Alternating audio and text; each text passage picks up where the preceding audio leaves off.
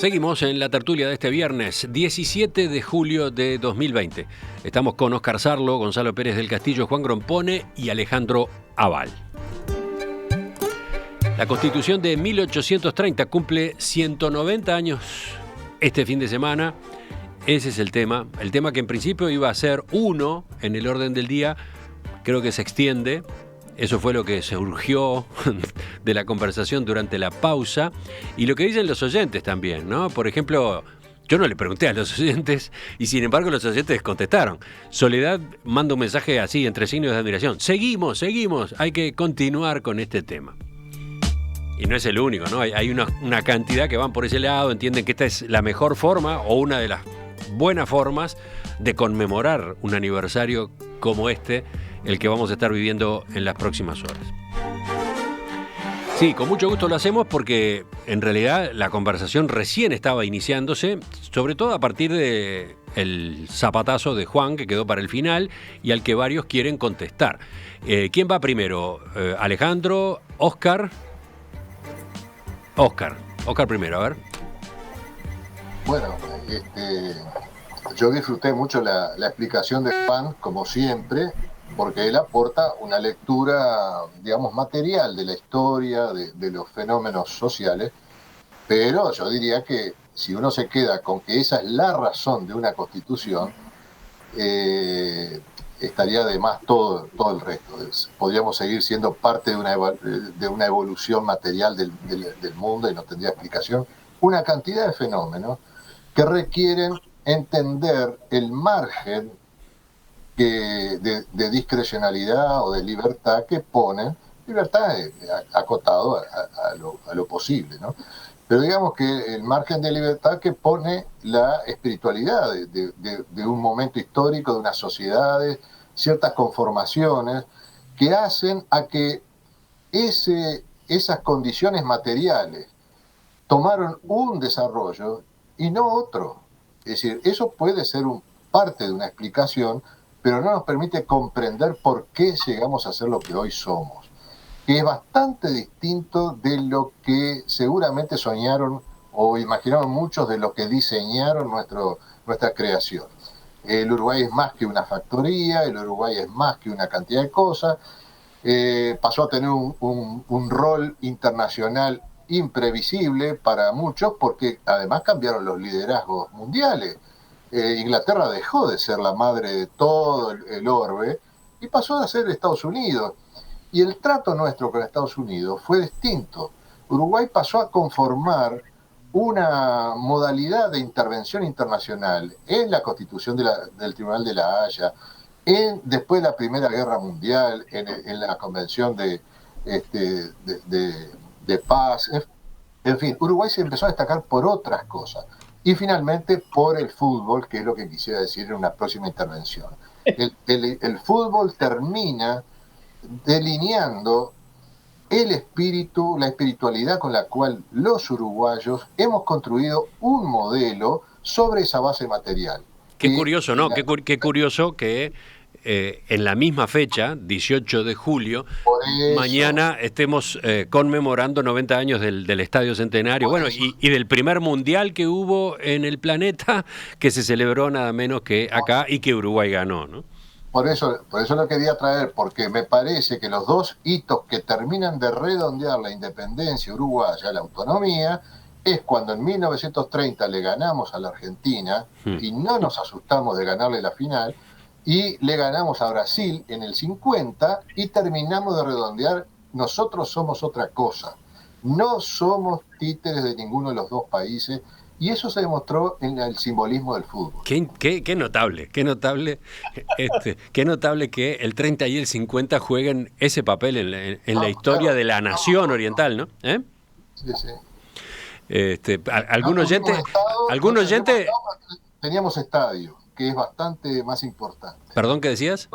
No teníamos estado, pero teníamos estadio. Algún oyente puede pensar que esto es broma, pero no, Carlos está planteando muy en serio, ¿no? Muy en serio, sí. Sí, a ver. Bueno, el otro abogado que responda, Alejandro ahora.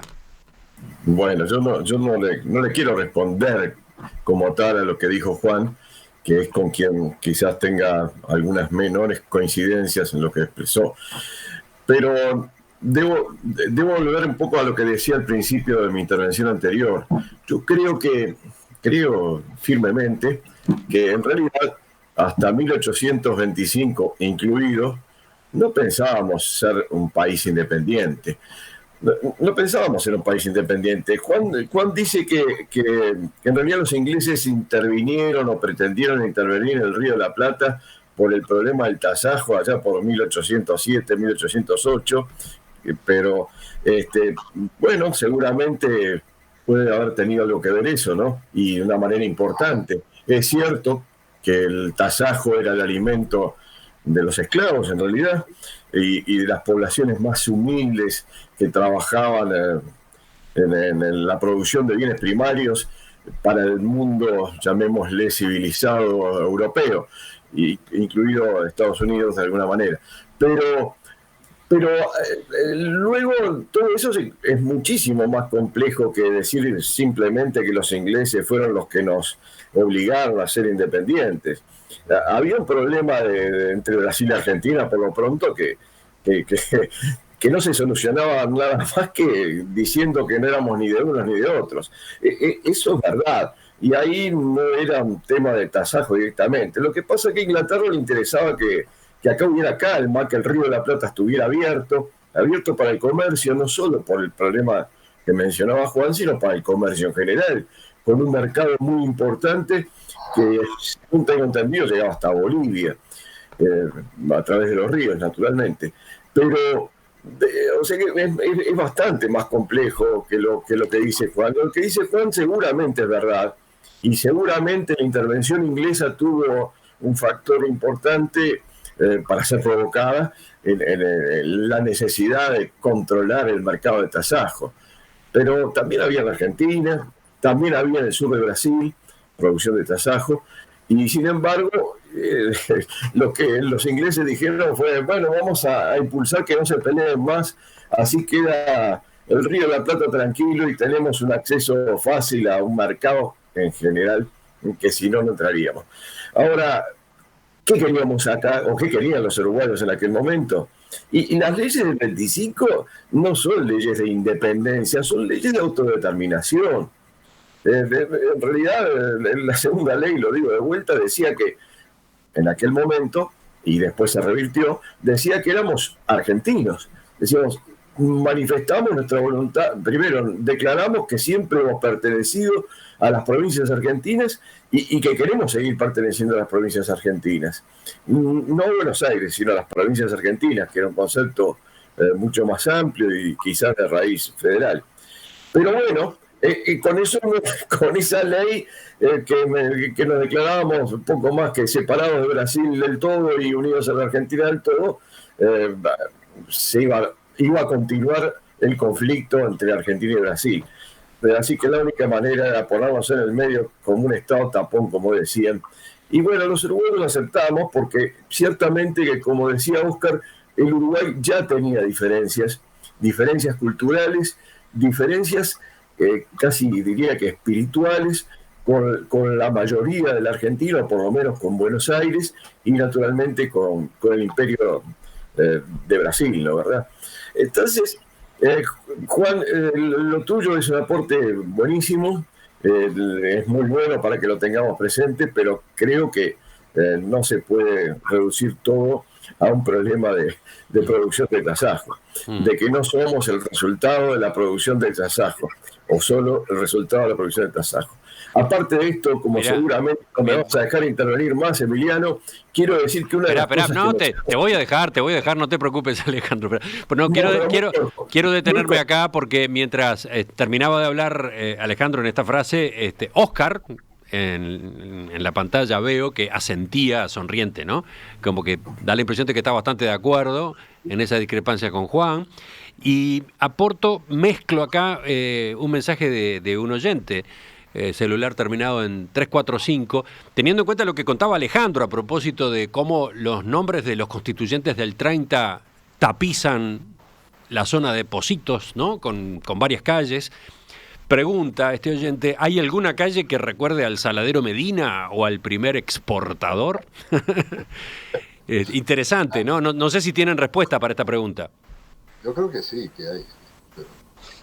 Yo Alejandro. no lo creo.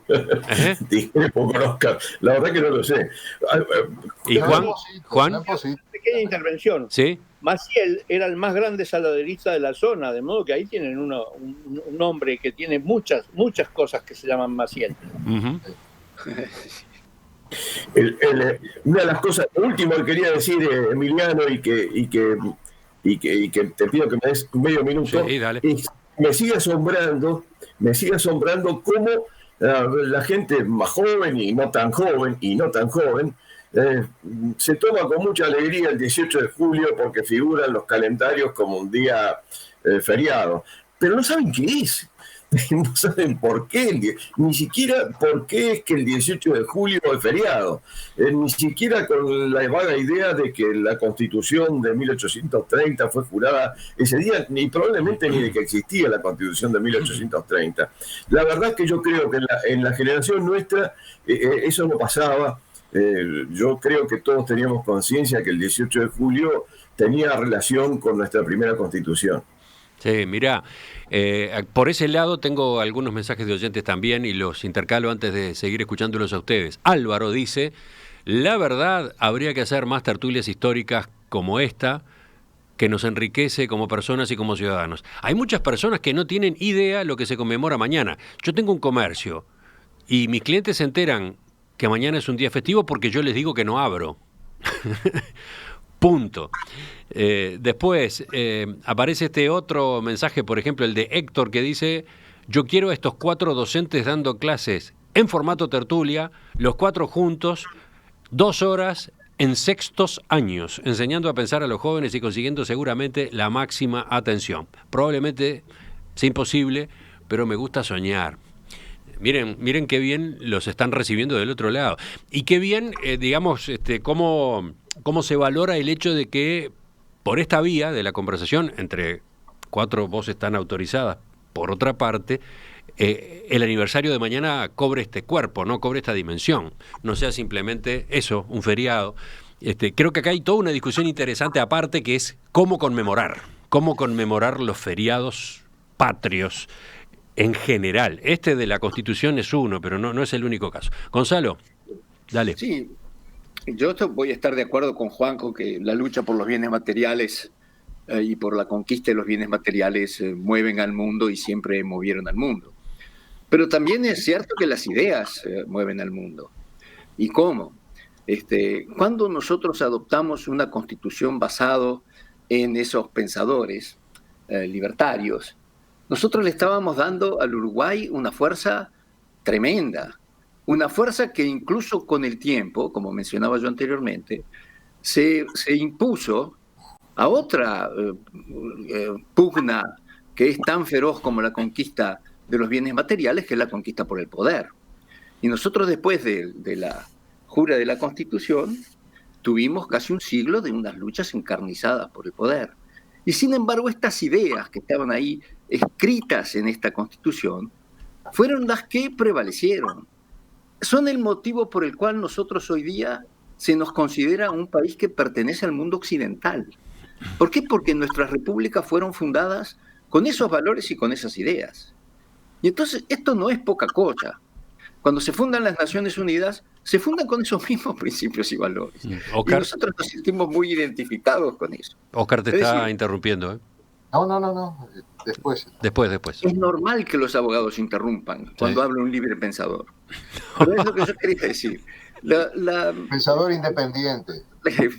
Independiente, no lo dije yo. No, yo quería decir eso nomás. Es decir, la fuerza de las ideas también cuenta, la fuerza es fundamental. Y al Uruguay, lo que marca al Uruguay de hoy, es mucho más las ideas que están impregnadas en esa Constitución que las condiciones materiales con las que después se desarrolló el Uruguay. Ha dicho. Levanta la mano Juan, levanta la mano Oscar, ¿qué hago? ¿Sorteo? Yo quiero responder a Juan tiene derecho a réplica. Dale, Juan, entonces tú. Yo creo que acá se se plantearon muchos temas sobre la historia completa del Uruguay. De modo que yo quiero simplemente dar 3 telegramitas sobre la historia completa del Uruguay para ver que el asunto es complejo y muy complejo. Por empezar, tendríamos que hablar de por qué existen los blancos y los colorados y por qué los blancos y los colorados se pelearon durante todo el siglo XIX. Punto 1. Punto 2. En segundo lugar, tendríamos que explicar otra gran revolución que ocurrió durante el siglo XIX, que fue la fábrica de extracto de carne de Livi, en Fraiventos, y todos los cambios que trajo ella en consecuencia, y que fueron esenciales para constituir lo que después sería el Uruguay vallista. Y en tercer lugar, el frigorífico, el elemento decisivo del comienzo del siglo XX. De modo que hay más economía para explicar la historia uruguaya, y yo no acepto que me digan lo que pasa, que la ideología, los sentimientos, las cosas, las creencias, esos también fueron resultado de estos otros hechos que estoy mencionando y que no hablamos. Yo hablé sobre solamente uno, el saladero. Uh-huh. Y para defender esa idea, lo que quiero decir es que es difícil imaginar que un conjunto de personas quiera constituir un país independiente y no sabe de qué manera va a tener su comercio exterior. Porque ese país evidentemente no producía hierro, no producía metales, no producía textiles. Es decir, los habitantes del Uruguay dependían del comercio exterior. Originalmente eran los suministros de la metrópoli de España. De modo que para independizarse y seguir viviendo necesitaban un comercio. Y para un comercio necesitamos vender algo.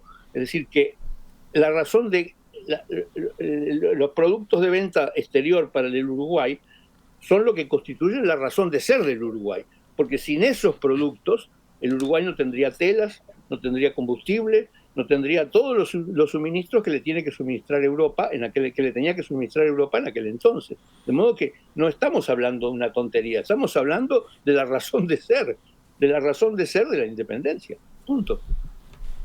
Oscar, ¿qué significa ese gesto tuyo? Yo creo que ante la insistencia en poner como única explicación los negocios o los intereses económicos, el desarrollo de las fuerzas materiales, o el idealismo de Gonzalo, yo creo que hay una explicación mucho más racional que hoy en día todos los cientistas sociales, economistas, sociólogos, politólogos, juristas, compartimos, es que está muy bien, pero fíjense, Juan habla de que teníamos que vender esto, teníamos que comprar lo otro, teníamos que producir esto. Todo eso se basa en reglas jurídicas.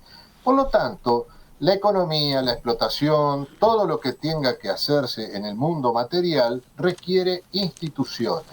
Sin instituciones, lo único que tenemos es la guerra salvaje entre animales que quieren consumir cada cual lo suyo.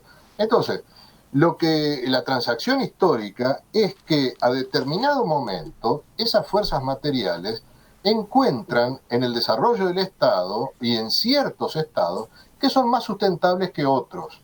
Nosotros no podíamos defender nuestro modo de ser simplemente con la fuerza de nuestra producción. Precisamos de la estabilidad que da un Estado, y después fue un Estado democrático, y la evolución estuvo en eso. Es decir, no solamente somos fuerzas materiales, sino que precisamos instituciones que den sustentabilidad a la vida social. No puede haber, sin eso no hay nada. Así que sí, tendremos que llevarnos bien, Juan, no tenemos más remedio que convivir y coexistir. Las fuerzas materiales producen las instituciones, punto. Es lo que acabas de decir.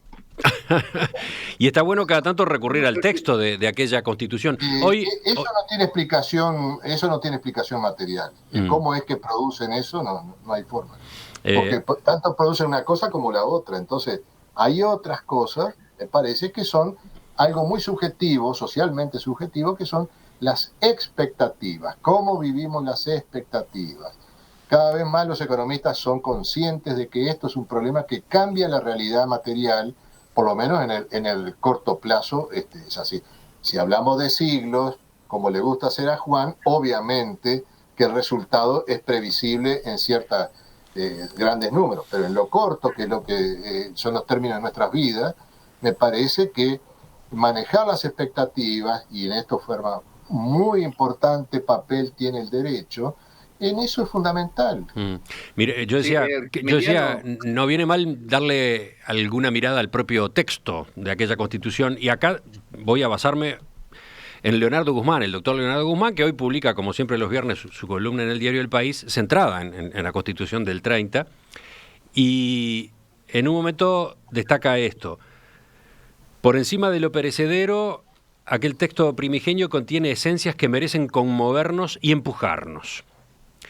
A semejanza de los textos norteamericanos y franceses, empieza por una invocación donde parecen confluir la fe cristiana y el credo impersonal de un Voltaire. Dice: en el nombre de Dios Todopoderoso, autor, legislador y conservador supremo del universo, nosotros, los representantes nombrados por los pueblos situados a la parte oriental del río Uruguay, bueno, y plantean una serie de definiciones. Primero lo curioso de esa redacción, ¿no? La invocación al Dios Todopoderoso, etc. Pero después viene lo sustantivo. Acordamos, establecemos y sancionamos la presente Constitución, cumpliendo con nuestro deber y con los vehementes deseos de nuestros representados, en orden a proveer a su común defensa y tranquilidad interior, a establecerles justicia, promover el bien y la felicidad general, asegurando los derechos y prerrogativas de su libertad civil y política, propiedad e igualdad, fijando las bases fundamentales y una forma de gobierno según nuestro saber y lo que nos dicta nuestra íntima conciencia. Sí, Emiliano. Sí. Sí, no, yo quiero quejarme de un juego de palabritas que me hizo el doctor Sarlo. Porque decir que existen pugnas por los bienes materiales, por el poder y también por las ideas, no quiere decir que uno sea un idealista. Me está haciendo el juego de idea con idealista. Ajá, bueno. Eso no. ¿Es válido o no es válido? Valga la aclaración. Óscar, y sobre esta parte que acabo de glosar a partir de la columna del doctor Guzmán, sobre ese texto así redactado de esa forma, ¿qué decís? Bueno, aparte de celebrar mi amistad con el doctor Guzmán, que me agrada que haya escrito, no lo había leído, bueno, es lo de que usaba, el estilo, ¿no? Es el estilo de época para escribir ese tipo de documentos, no tiene un mayor significado en el sentido de que, como bien se había dicho, esto representaba una pequeña parte de una élite que eran los únicos que opinaron en esto, ¿no? Lo que podríamos llamar las masas que vivían en la provincia oriental no estaban representadas ahí, ¿no? Entonces, bueno, sí, era el discurso pertinente a la época, ¿no? Juan. Del cual después nos fuimos liberando, ¿no? Eso del origen, la motivación religiosa, eso se fue dejando de lado. Ya en la próxima Constitución desapareció. Juan. Sí, evidentemente la Constitución fue hecha por las élites, y las élites estaban formadas por los comerciantes, los productores, los terratenienses, en fin, eran esos. ¿Qué otros? Los que sabían leer y escribir eran propietarios, eran mayor de edad y hombres. ¿Qué otra cosa? Era un grupo también muy afín desde el punto de vista de la masonería, que se acababa de organizar justamente por ese año. Prácticamente todos integrados en la masonería. Una masonería que además no tenía un sesgo anticlerical en absoluto, porque si no uno diría, caramba, que choque con lo que decía al comienzo de la Constitución. No, era una coexistencia muy pacífica la de esa masonería con la Iglesia Católica. Y después Guzmán destaca también otras definiciones imperativas. Las leo y con esto vamos cerrando. El Uruguay es y será para siempre libre e independiente de todo poder extranjero. Adopta para su gobierno la forma representativa republicana. Jamás será el patrimonio de persona ni de familia alguna. La soberanía en toda su plenitud existe radicalmente en la nación, a la que compete el derecho exclusivo de establecer sus leyes, del modo que más adelante se expresará. Subraya el doctor Guzmán, esas normas constitucionales sobrevivieron a 9 reformas y retoques. ¿Sí? De todas maneras, perdón, no sé, estoy... Sí, dale. Dale, Óscar. Está muy bien señalar todo eso. Esa es la parte pedagógica de la Constitución. De todas maneras, hoy sabemos que una Constitución tiene vigencia en la medida que haya tribunales que apliquen y defiendan a los ciudadanos en la vigencia de los derechos. Y la verdad que el Uruguay tuvo una justicia muy débil hasta muy avanzado el siglo XX, ¿no? Es decir, no tuvimos orgánicamente una Corte Suprema hasta 1907. Es decir, no teníamos un gran poder judicial porque el diseño, el mundo no daba para esos lujos, digamos, ¿no? Entonces la vigencia de los derechos era muy relativo, pero sobre todo porque institucionalmente hay que pensar que una constitución tiene sentido si existen jueces independientes, realmente independientes, y entonces habrá que esperar, no sé, qué fuerzas materiales para que eso suceda. Lo que sucede es que en algún momento nos damos cuenta que si no creamos condiciones subjetivas para creer en las reglas, y eso surge de que existan jueces, no hay ningún tasajo que pueda determinar eso. Eso Juan. Yo agregaría ahí, Oscar, la idea de la separación de poderes, tú decís, del Poder Judicial, es de Montesquieu, que es justamente uno de los grandes es de la experiencia de eliminación. Es de la experiencia. Y eso se pudo concretar mucho más adelante, pero la idea estaba ahí. Bueno, eso fue lo que quisieron eliminar en la dictadura, en la última dictadura, ¿no verdad? Cuando dijeron explícitamente que el Poder Judicial en realidad debería depender del Poder Ejecutivo, al punto de que por un acto institucional le quitaron a la Corte el nombre de Suprema. Pasó a ser el Tribunal Superior de Justicia, pero ya no era más Suprema, porque se entendía que debía depender de los lineamientos del Poder Ejecutivo. No es una cosa menor eso, caramba. Juan. La idea sobrevivió. Sentiste la estocada hace un rato en la última intervención de Oscar y saltaste, te vi. Era para eso. No, pero no hay discusión en eso. Nuevamente, yo hablé del siglo XIX. El siglo XX es otro problema, de modo que por lo menos a dedicarle una tertulia a la economía del siglo XX y todas sus consecuencias, pues si no mezclamos todo, era rapidísimo, ¿no? Es muy fácil hablar de las ideas y ignoramos la base. Ya volvemos. Enseguida le ponemos punto final a esta tertulia.